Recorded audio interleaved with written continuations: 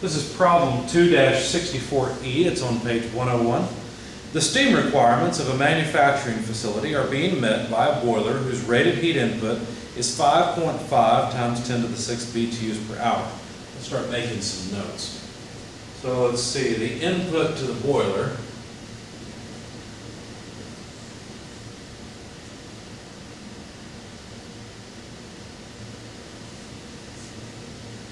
is 5.5 times 10 to the 6th BTUs per hour.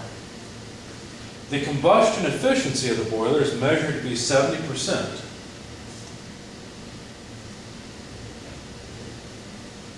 by a flue gas analyzer. After tuning up the boiler, the combustion efficiency rises to 80%. The boiler operates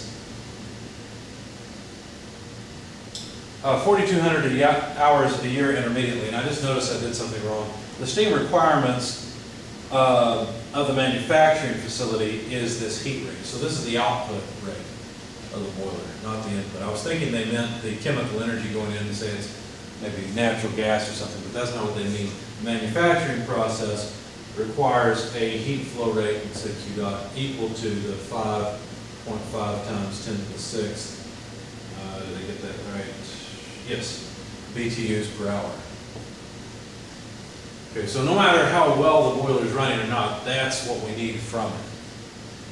Okay, anyway, the boiler operates 4,200 hours a year intermittently. So the amount of time, let's use lowercase t for time, is 4,200 hours per year. Taking the unit cost of energy to be 4.35 times 10 to the 6th BTUs, dollars per BTU, determine the annual cost or annual energy and cost savings as a result of tuning the boiler.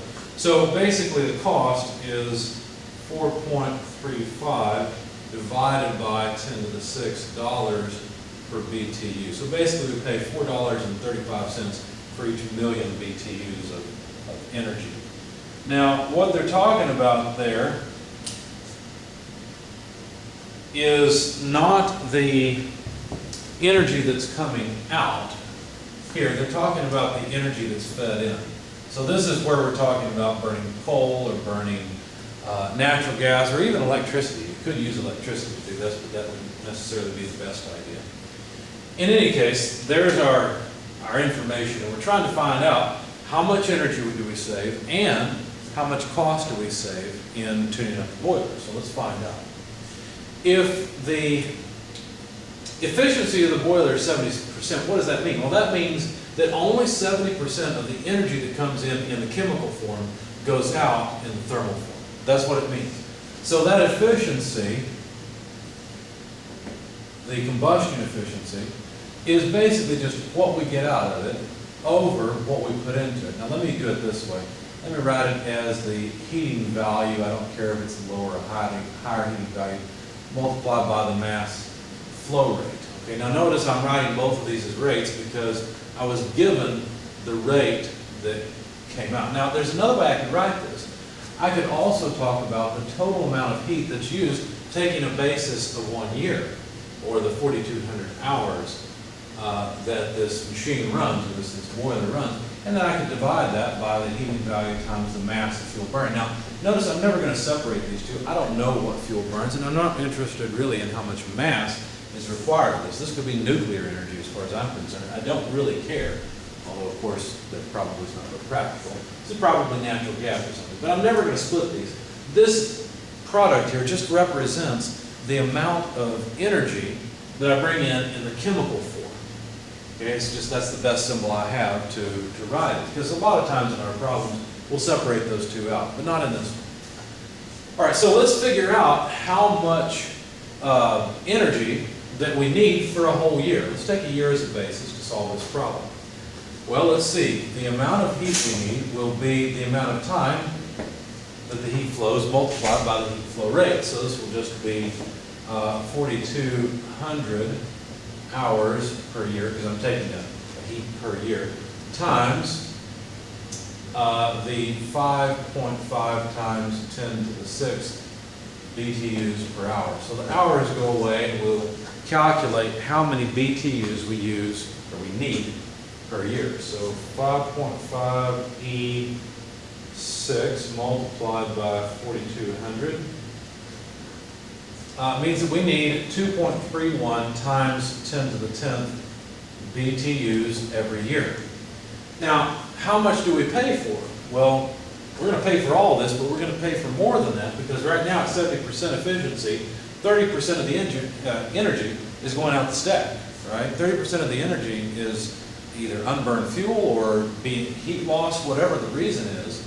Not all of the energy we pay for makes it into the thermal form. So the amount of heat or the amount of energy that we pay for, let's take case one, energy, let's say purchased, would be equal to the amount that we need divided by the efficiency. Because realize the efficiency, this is the same thing, right? This energy purchase is just this denominator. That's all it really is. Okay, so all I did was rearrange the equation a little bit. So all I have to do is take 2.31 times 10 to the 10th divided by the 70% efficiency, so divided by 0.7, and find that we had to buy 3.3 times 10 to the 10th BTUs every year. Notice the efficiency doesn't change the units, but this is a significantly different type of energy. This is chemical energy, whereas this is thermal energy. We pay for all this, lose some of it, and only get this. Okay, that's where the 70% comes in. All right? So we'd like to do better than that. So in state 2, if you will, or after the tune-up, the amount that we purchase, let me put a subscript 1 on that, would be Q over efficiency after tune-up, to make that clear as well. And so all I need is 2.31, 10 to the 10th, divided by 80%.